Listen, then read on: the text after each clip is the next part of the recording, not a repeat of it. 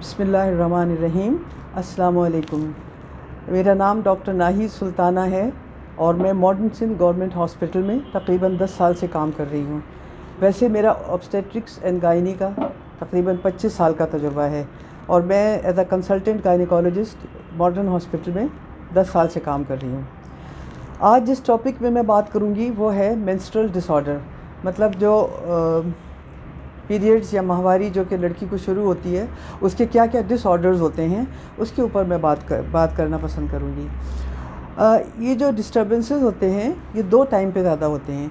एक उस वक्त जिस वक्त माहवारी शुरू होती है और एक उस वक्त जिस वक्त माहवारी बंद होने वाली होती है। माहवारी शुरू होने की मीन एवरेज एज पाकिस्तान में इट्स 11 to 14 ईयर्स है और ख़त्म होने की एज बिटवीन 45 and 50 है। अगर 14 साल तक किसी बच्ची को या लड़की को माहवारी शुरू नहीं होती तो उसको डॉक्टर से रुजू करना चाहिए, और अगर 52 के बाद माहवारी कंटिन्यू कर रही है उस वक्त भी करना चाहिए, क्योंकि 52 के ऊपर माहवारी बंद हो जानी चाहिए।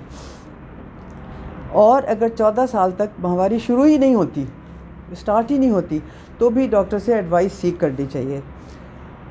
नॉर्मली जो पीरियड्स होते हैं इनका जो वक्फ़ा वो ब्लीडिंग होती है वो दो से लेके 7 डेज़ तक होती है, और इसमें जो वक्फ़ा होता है, बीच में जो इंटरवल होता है वो 21 डेज़ से लेके 35 डेज़ तक होता है।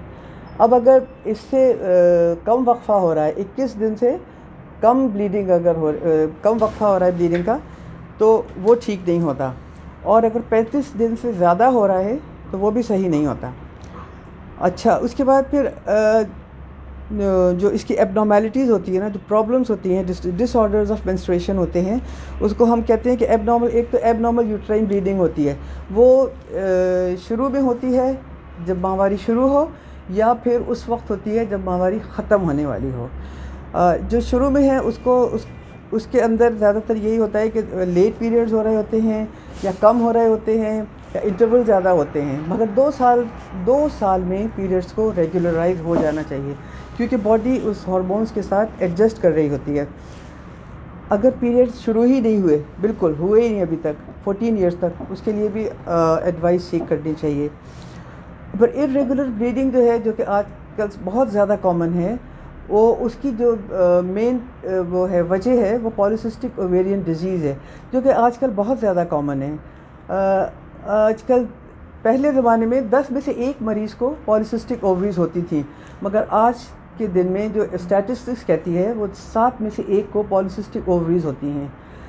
पॉलीसिस्टिक ओवरियन डिजीज़ जो है ये एक basically it's a metabolic disorder, मगर उसकी वजह से होता ये है कि सबसे पहले लड़की का वज़न एकदम से बढ़ना शुरू हो जाता है, और उस वज़न बढ़ने के साथ साथ उसके अंदर मेल डिस्ट्रीब्यूशन ऑफ हेयर हो जाता है, मतलब जैसे कि आदमियों के बाल उगते हैं उस तरह चेहरे पे बाल आने शुरू हो जाते हैं, और उसके बाद पीरियड्स की प्रॉब्लम शुरू हो जाती है। तो इसको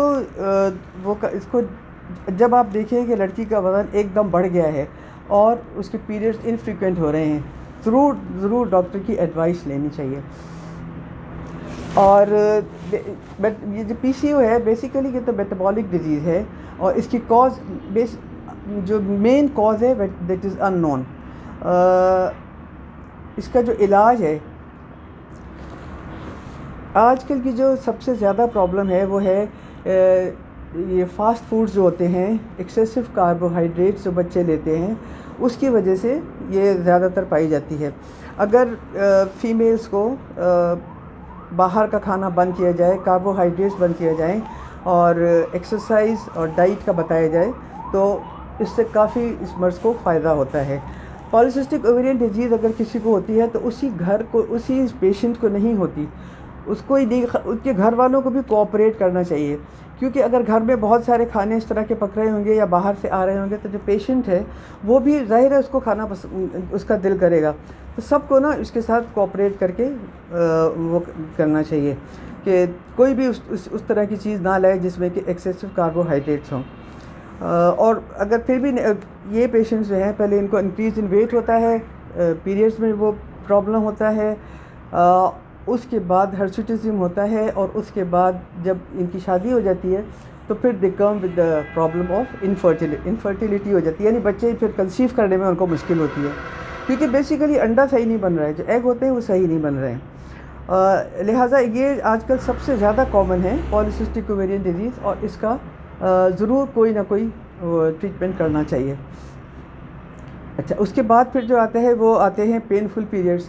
पेनफुल पीरियड्स के लिए ज़्यादातर मेडिसिन वगैरह दी जाती हैं, एंटी प्रोस्टाग्लैंडिन्स होती हैं, उसको दिया जाता है। और फिर होता है प्री मेंस्ट्रुअल सिंड्रोम।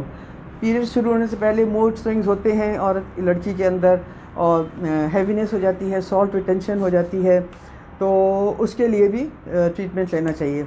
अब जो हैवी ब्लीडिंग होती है, जो कि मेनोपॉज के टाइम पे होती है, उसको ज़रूर इन्वेस्टिगेट करना चाहिए, क्योंकि उसकी वजह बहुत वजूहात हो सकती हैं, जिसमें से एक तो है डिसफंक्शनल यूट्राइन ब्लीडिंग, दूसरा है फाइब्रॉइड्स इन यूट्रस, और तीसरा एनी डिजीज़, कोई कैंसर वगैरह कुछ भी हो सकता है, सर्वाइकल प्रॉब्लम हो सकता है। तो ये सारी चीज़ें ऐसी हैं जिनमें कि आपको डॉक्टर की एडवाइस ज़रूर लेनी चाहिए। जैसे किसी लड़की का वेट बढ़ना शुरू हो गया तो आपको जल्द अज जल्द आप डॉक्टर से रुजू करें, या पीरियड्स हैवी हो गए हैं या इंटरवल कम हो गया है, तो जल्द अज जल्द आप डॉक्टर से रुजू करें, ताकि उसको प्रॉपर्ली इन्वेस्टिगेट किया जाए, अल्ट्रासाउंड किया जाए और पता चलाए कि क्या प्रॉब्लम है। ठीक है जी।